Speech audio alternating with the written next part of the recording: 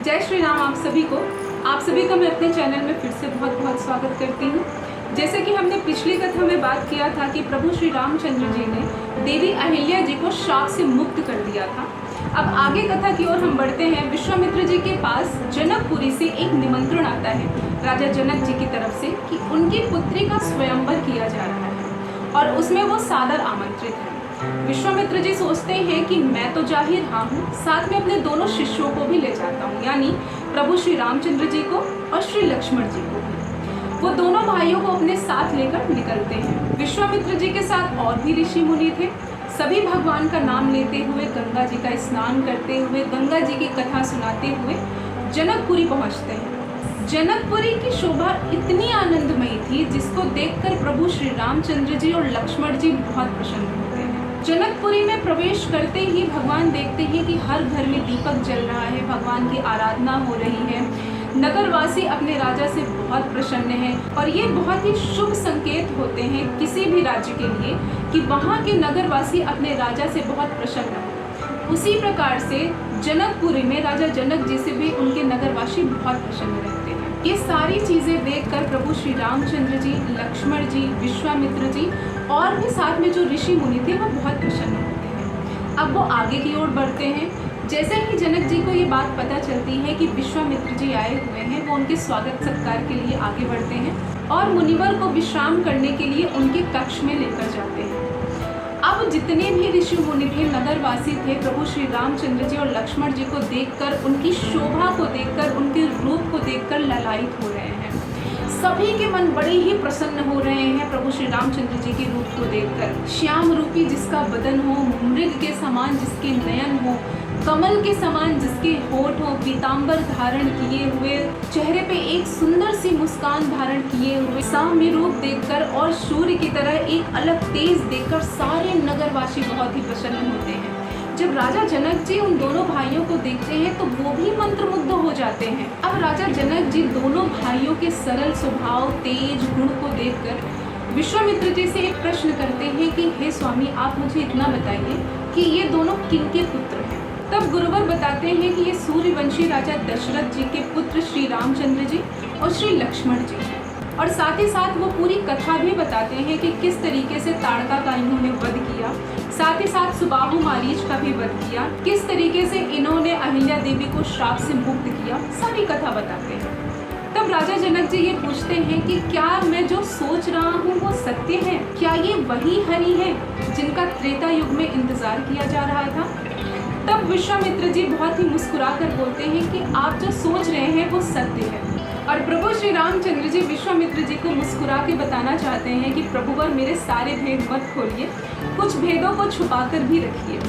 राजा जनक जी ये सारी बातें सुनकर बहुत ही खुश होकर अपने महल की ओर चले जाते हैं। अब प्रभु श्री रामचंद्र जी और लक्ष्मण जी विश्वामित्र जी के चरण दबाते हैं, उनका सेवा सत्कार करते हैं, भोजन करते हैं और भगवान की कथा सुनते हुए रात्रि को विश्राम करते हैं।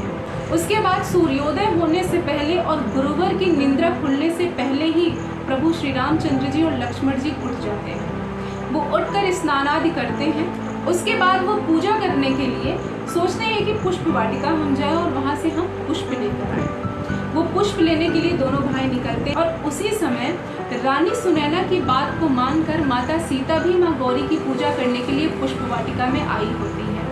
माता गौरी से वो प्रार्थना करने आई होती है कि हे माँ, आज स्वयंवर का दिन है और मुझे एक सुयोग्य वर की प्राप्ति हो। ऐसा मानकर माता सीता माँ गौरी के मंदिर जाती हैं और पूजा पाठ करती हैं अपने सखियों के साथ। और प्रभु श्री रामचंद्र जी पुष्प वाटिका से पुष्प तोड़ना शुरू कर देते हैं। अब अचानक से माता सीता की एक सखी मंदिर से बाहर निकलती है और वो देखती है कि एक बहुत ही सुंदर सा मनमोहक शरीर लेकर एक बहुत सुकुमार सा राजकुमार पुष्प तोड़ रहा है। ये देखकर वो खुद भी मंत्रमुग्ध हो जाती है और मन ही ये सोचती है कि हमारी सीता के लिए इनसे सुयोग्य वर, इनसे सुंदर वर कहीं हो ही नहीं सकता है। और जाके खुश होकर माता सीता को ये बात बताती है कि पुष्प वाटिका में बहुत सुंदर से दो राजकुमार आए हुए हैं और उनको देखकर मेरा मन बार बार हर्षित हो रहा है, प्रसन्न हो रहा है। और ये बात सुनते ही सारी सखियां भी उनके दर्शन करने के लिए पुष्प वाटिका में निकल जाती हैं और साथ में माता सीता जी को भी ले जाया जाता है। दोनों राजकुमारों की अलौकिक सुंदरता को देखकर सारी सखियां मंत्रमुग्ध हो जाती हैं।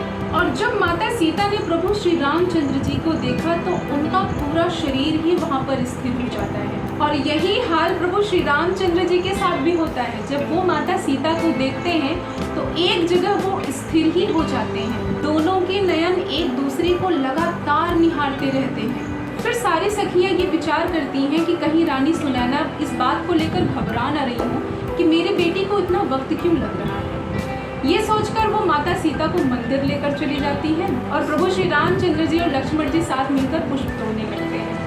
माता सीता जी के मन मंदिर में तो प्रभु श्री रामचंद्र जी बस जाते हैं और प्रभु श्री रामचंद्र जी के भी मन मंदिर में माता सीता की छवि बस जाती है। और माता सीता मन में बार बार ये सोचती है कि अगर मुझे वर मिले तो प्रभु श्री रामचंद्र जी ही मिले। और ये सोचते हुए वो माँ गौरी के पास जाती हैं। फिर माता सीता माँ गौरी के चरणों में अपना सर नवाकर निवेदन करती हैं और बोलती हैं, जय जय जय गिरिराज किशोरी,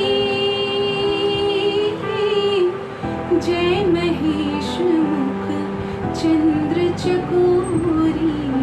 हे श्रेष्ठ पर्वतों के राजा हिमालय की पुत्री आपकी जय हो।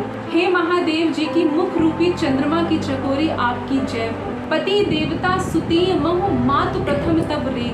पति को इष्ट देव मानने वाली नारियों में से आप सर्वश्रेष्ठ हैं माँ। आपका ना ही आदि है, ना ही मध्य है, ना ही अंत है।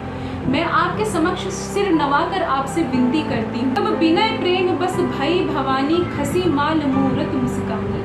तब इस विनय से प्रेम वश में हो जाती है माता गौरी और उनकी मूर्ति मुस्कुराती है और उनके ऊपर जो पुष्प की माला होती है वो पुष्प की माला माता सीता के ऊपर आ जाती है। इस बात से माता सीता बहुत ज्यादा प्रसन्न होती हैं और वो समझ जाती हैं कि माँ गौरी का मुझे आशीर्वाद मिल चुका है। माता गौरी बोलती हैं कि सुन सी सत्य आशीष हमारी, पूजे ही मन कामना तुम्हारी। हे सीता हमारी सच्ची आशीष सुनो, तुम्हारी सारी मनोकामना पूरी होगी।